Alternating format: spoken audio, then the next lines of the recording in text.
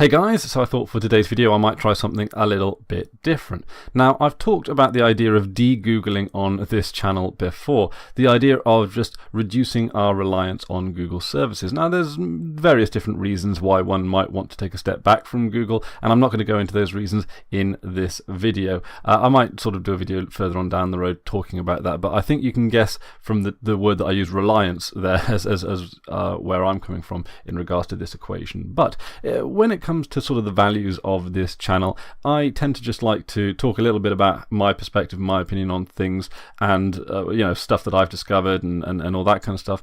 And really just sort of allow you guys to sort of think for yourselves, and I hope that sort of comes through in a lot of my videos. I never want to be that person to tell you how to think or tell you what to do, but really just present you with some options that you may or may not necessarily be aware of. So I thought, in terms of de-Googling on the mobile platforms, specifically Android, it seems a little bit more difficult than it might be on Linux-based operating systems. So I thought that I might take a shot at the F-Droid challenge. Now, I don't know if this is a real thing. In fact, I doubt it.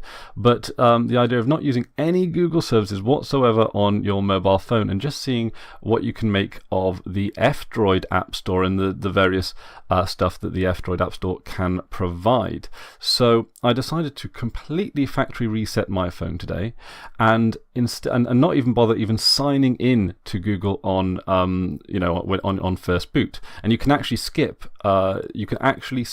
signing into any Google service whatsoever. Now, of course, my email account is not with Gmail, so that puts me ahead. And I'm not going to use any of the YouTube apps because, to be honest, using them through the PC using them through my desktop PC is what I tend to do naturally anyway. So in certain applications, I'm not going to necessarily miss it, and I don't need anything that requires me to sign into the Google services off the bat. So today I'm just going to go through some of the application choices that I made and why I made them and all that kind of business. So as you can see here, I have the basic background wallpaper and sort of the desktop, if you will, of my phone screen, and I've got some of the applications there. Some of them I've left as default because whereas there are alternatives in the F-Droid App Store. I'm going to try and keep it to a degree of familiarity there for the sake of actually keeping my phone as usable and comfortable as possible. But none of these services require me to sign in to Google or anything like that. So as you can see here, I've got Notepad, Feeder, Slim Social for Twitter, that's not there, and OSM, which is OpenStreetMaps. So what I can actually do is go into through the App Store there, but I'll just cover these ones first. Notepad is just a basic Notepad application. When I just need to make a note of something, it's just nice to have something there on the desktop that I can touch and then just pull up and write down a note. Incredibly useful. There are like a dozen apps on the F-Droid App Store that do this. I just picked this one because it's just one that feels just a little bit more intuitive than the rest of them, but to be honest, there are a handful of good note-taking applications there, and all I want it to do is just take notes locally. I don't need anything to sync to the cloud. If a note is that important, I'll just copy it across to my desktop when I need to, but it's really just something that's light and easy to use. Feeder is an RSS reader. Now, I've been trying to reduce the amount of feeds in general, in terms of our information diet, as it were, because I do kind of feel that it's just very easy, especially in the mobile space, that you can just overload yourself with information. And I think one of the negative side effects of that is, while overexposing yourself to information means that you're less likely to take any of it in. And I always find that one of the things I like about books is because they are such longer, because you need to be more engaged in reading them, you're actually more, or at least I feel that I'm actually taking in more information, especially when the author is given the space to actually explain a lot more of the information that they're providing there. And long form content like written media, I just find that it, for me at least personally, helps me to absorb a lot more information than short bullets of information like tweets or like a lot of stuff that you find in RSS feeds. Now, when it comes to things like tech news and stuff that I really specifically want to be on the pulse of, then then I'll put in an RSS feed into the feed reader, but not like any website that updates too often, because I just don't want to be flooded with information. Just something that's a nice measurable amount, or a nice digestible amount of information going through my feed as well. And I have considered actually taking the RSS reader off my phone entirely, because it can be such a comfortable distraction when you're looking for something to do, or looking for something just to distract you for a moment. I find myself just going to that feed reader option when I really want to perhaps be more engaged in the environment that I am. But that's just a personal choice there. Slim Social for Twitter. Now this is a nice little application. It is effectively just it's just an application that takes you straight into the Twitter website. It's a Twitter web app outright. I haven't found a way to get the notifications to work on it, but to be honest, I don't really want notifications on Twitter anyway. So whenever I want to check for any direct messages or anything else, to be honest, Twitter the direct messages is the only thing I use Twitter for anyway. Otherwise, I'd completely close my account, which is one of the reasons why it's privated, is because you don't. If I'm only using it for direct messaging, then I don't need it for status updates or anything like that. So, and one of the things I do actually notice about the Slim Social for Twitter client is that it actually uses significantly less battery. So, you do have significantly less customization options with it, but it's Twitter, who cares? So, the Slim Social actually is a really good application, whether or not as an alternative to what's available in the Play Store as well. So, I do actually recommend that one. OpenStreetMaps. This is really good because it actually allows you to download them. So if you're going on a trip to somewhere where you're not sure about the internet connectivity, you can actually download maps of where you're going in advance. And I actually found that not only loads up faster, but also more reliably, and is just generally, I find it better than Google Maps. Now, Google Maps does allow you to download specific areas of maps to use offline, but OpenStreetMap, I just feel that it's more designed to have more. It's designed to have maps downloaded and it's designed, and the whole application is designed to work around that. So it's significantly less reliant on being connected to the internet, which is something that I think is really good. So anyway, this is my app screen. There aren't too many, and I no doubt will install more over time. Some of these that I couldn't disable, but you may notice, and if I scroll down to the next page, I've actually disabled a lot of the Google applications. I disabled Gmail, I disabled the Play Store. So what have I got here? I've got DAV Droid, and I am using the standard Android email client now, because I use Postio, which I do actually recommend. That's a really good email service. They use all open source software. They treat their employees really, really well, and they're an environmentally friendly organization.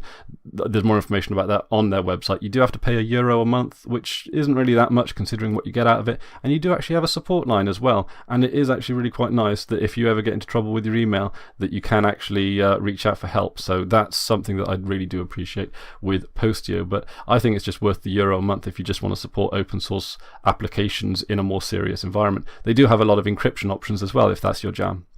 So I use DAV Droid because it synchronizes your contacts and your calendar with Postio as well. It's not an essential for me. I'm just happy to use an offline calendar or an offline or to copy my contacts across. It's really not that great shakes. I'm not meeting dozens of people a day and need to keep my contacts synced. I have a small circle of friends that I really keep in touch with using email and phone and all that kind of stuff. But if it's there, I'll use it, and it is nice just to be able to sync up my my calendar, my contacts, and of course my email with IMAP on the email client. So it is a bit of a faff to set up, but thank God Postio has good documentation for it. That's all I'll say. Obviously, I got the F-Droid store there. Firefox Claw. Basically, what it does, it's not actually available directly through the F-Droid store. It actually, what you get in the F-Droid store is like a downloader and updater, and then it goes to the Firefox website and then downloads Firefox Claw and then sets it up for you. I really like it. It's a nice small browser from obviously Mozilla Firefox team, and I can't say anything wrong with it, actually. It's designed to be lightweight and more privacy respecting, and I really would like to see them bring out a desktop version, but I haven't really heard anything in the works about that. KeePass Droid. This is so that I can access my password database. Now, I don't keep the password database on the phone, but if I need to sign into any services, I will then, sort of copy the file across and then remove it or use it on a USB. And that way, everything logged in, it stays logged in, but there's no reliance on online services, and I'm not storing the passwords with my phone either. So what I'll do is I'll have like a USB thing like this, and I'll plug it into the phone whenever I need to log in, and I'll open up the database and find the right password. It's a little bit more convoluted than most password managers, but to be honest, considering how few things I actually log into on the mobile platform, it's fine, and it is nice. It's nice and secure. But there's only one or two services like email, for example, that I'll sign into, and once you've saved the login, you're pretty much all good. Now, the FM radio actually came with the phone, and for some reason you can't get rid of it. I've never used it at all. I'm going to use the standard messaging app. Obviously, I talked about the notepad. That gallery there is the standard gallery app for my Android phone as well. Orbot and Orfox.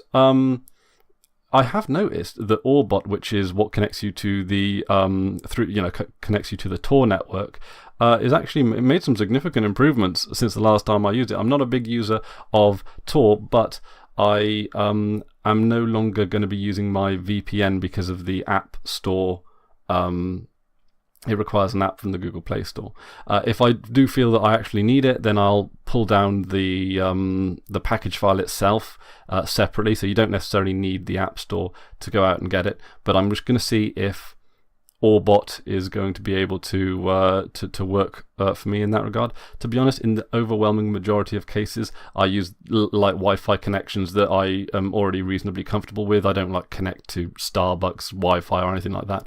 In fact, I don't even know where the nearest Starbucks is. So I don't go around connecting to random Wi-Fi networks. So I'm not going to be too concerned about not having my VPN with me at the moment. If I do get a little bit concerned, I do have other options outside of the Play Store, but I'm just going to see where it takes me with this. Then I've got Red Moon. Red Moon is incredibly important and useful. It's one of those, it's like basically Redshift on for Android. It's during the times that you set, or you can have it set to like daylight hours or whatever, it puts the red glow on the screen, so that it means that it doesn't keep you up all hours of the night, or if like the last thing you do before go to bed is check your phone, and that blue light doesn't just sort of push you awake or whatever. It's nice to have that nice soothing red glow in the later hours of the day, so that it doesn't sort of trick your brain into thinking that it's earlier than it is.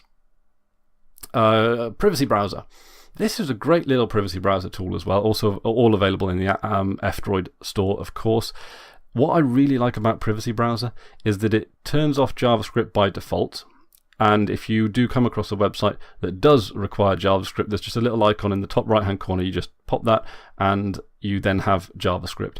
Interestingly enough, when it comes to browsing the mobile web, a lot of the mobile versions of most websites actually don't require JavaScript. I'm actually quite surprised how much of the web that I can browse not using JavaScript. So Privacy Browser, that's nice, and I'm using that if I'm not using, if I'm not browsing through Tor. So it's kind of almost my go-to default browser, just because it doesn't have JavaScript, so it makes things nice and fast and a little bit safer, but also it gives me that flexibility that if I do come across a website that is broken by not being able to use JavaScript, I can just fix that in a moment's notice. I've got Sand, or S-And, just a very basic compass application. To be honest, I find Compass is a really useful tool for navigation, especially out here in the sticks, where if you just want to go in a general direction to find a place, compasses are just really quite useful. I know nowadays with like location settings and OpenStreetMaps and all that kind of stuff, a lot of people might consider the idea of a compass to be redundant, because you've just got a map that plots you on it specifically where you are at that given time really easily. That many people might think that makes a compass redundant, but sometimes if I just want to make sure that I'm heading in the right direction, being able just to flip open a compass and just check is really quite useful. Also doesn't require you to turn location on, because the orientation of the phone is, for some reason, it's something that's readily available information without permissions needed, which some people consider a little bit worrying. But yeah, like I say, being able just to pull out a compass and check that I'm not heading in the opposite direction to which I intend is, just a little bit useful. I use that from time to time. Just nice, simple, nothing fancy there. And I do kind of appreciate apps that do one thing and one thing well. The only other thing that I think is Trackbook. Trackbook isn't something I use very often, but it's very useful to have when I do. Basically, if you're in a place where you're not entirely sure of the lay of the land, what you can do is you can turn Trackbook on, and it draws a line where you go from where you turn it on. So most people might use it to find their way back to a car in a particularly large car park, so they don't have to remember where they parked it. But also if you're on like a nature trail or something like that, you always know the way that you came. So in the worst case scenario, you can backtrack using this app because it draws your entire journey behind you, which I think is really quite useful. And I'm really, I really quite appreciate the very simple navigation apps as well as the ones that are a bit more, full featured, like OpenStreetMaps. It's just nice to have a few navigation tools, because to me that's what one of my primary uses of my mobile phone is that when I travel, it's usually usually I load on like maybe a couple of podcasts or TV shows, which I can obviously still do with F-Droid, and then just being able to have like a map or some kind of navigation tools just to make sure that I don't get lost.